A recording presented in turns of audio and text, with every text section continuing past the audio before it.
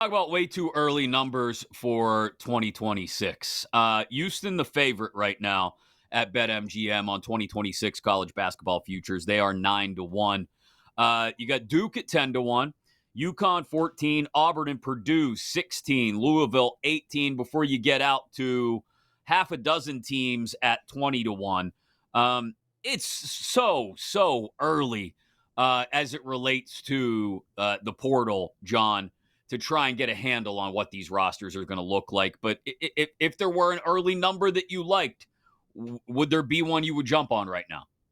Yeah, I mean, I think any of the Big East teams, honestly, just because we talked about it earlier. But UConn at 15-1 right now might be better. You guys shopping around, but they're just going to have more money, right? Connecticut 15-1. Creighton's going to be 60-1. Villanova 80-1. I just like flyers on the Big East teams right now because St. John's. I think St. John's at 22-1 is a fantastic bet. They're going to get a guy here soon. I'm blanking on his name, but yeah, I mean, I think those types, would be the way I look because, Houston 12-1, interesting. They're going to get some guys, but they're going to lose their heart and soul in Juwan Roberts. That's tough to replace. Arsenault transferred earlier today. BYU is going to be very popular, but I'm not necessarily sold on Dybonsa fitting into that offense. Florida's losing everything. Kentucky at 20-1 is interesting.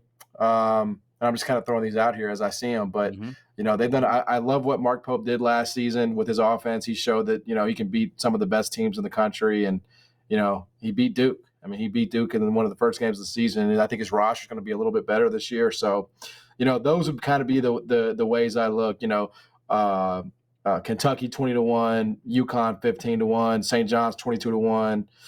Flyer on Creighton and Villanova at 60 and 80-1. I'll tell you, I love Louisville at 18-1. That's not a super long shot, but that's a decent enough number. They did a great job in the portal. Kelsey's got things going on right there. They had a really tough game in their opener, but I love Louisville in this next year. I think they're going to be a really, really solid team. Houston's interesting because it's not often that you get the return players. And they're returning some. They were going to return Sharp, and I know they're losing Roberts. They're going to lose LJ, but they're still a really, really good team. But there's no value there. So I think Louisville is an interesting one. And then there's also that outside chance. Now I haven't heard anything differently, but I know that they're still talking about the opportunity for some seniors to be able to get a fifth year. They're still talking about that. I haven't heard if that hasn't come down yet. I haven't heard that they've made a decision on that. But if that does happen, does that change things? These guys could go back to school if they wanted to. So yeah, that absolutely.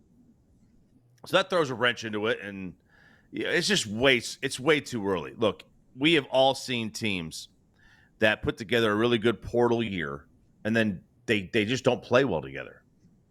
They just don't. You can Louisville had a really good portal run. They can manufacture this team, and we have no idea. Villanova, they can bring in Willard. They can just manufacture. We have no idea how they're going to be. That's the reality of it. The reality of it is you're not building. The one thing that we're going to lose in college basketball, you're not going to get a freshman and then build them the way that LJ Cryer was there at Houston forever. Zakai Ziegler was at Tennessee forever. You're not going to see that. You're not going to see that. You're going to see teams that are 23 years old with the average age. Yeah, I do think, though, it gives teams the ability to look, as much as they're being pillaged by other programs, it also gives them the opportunity in some cases to find what didn't work. I think the coaches that are lightest on their feet, the most nimble, the ones that are able to adjust most quickly, not just I'm not just talking about during a game or during the season. I'm talking about during the recruiting process, during the portal in particular, are going to be the ones that do the best. Because to the point you just made, RJ, you may go out and maybe feeling great about the portal after a week and a half, and then, somebody ends up leaving. Or maybe you finally get them together on the floor and they don't look the same, right?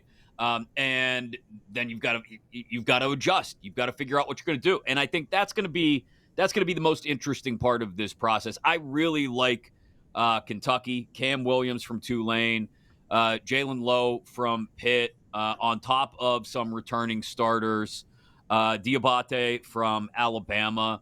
I think they need a little bit more up front, but I do think Kentucky is primed to take the next step. Now, what is that next step in a very tough SEC? Assuming the SEC keeps a lot of pieces in place around the conference, maybe it's getting past Tennessee next year. Maybe it's an Elite Eight run. Maybe it's a Final Four. But I really like what Mark Pope has done early on in the transfer, and I think if he can be light enough and nimble enough on his feet to make adjustments going forward, then Kentucky will be in a good spot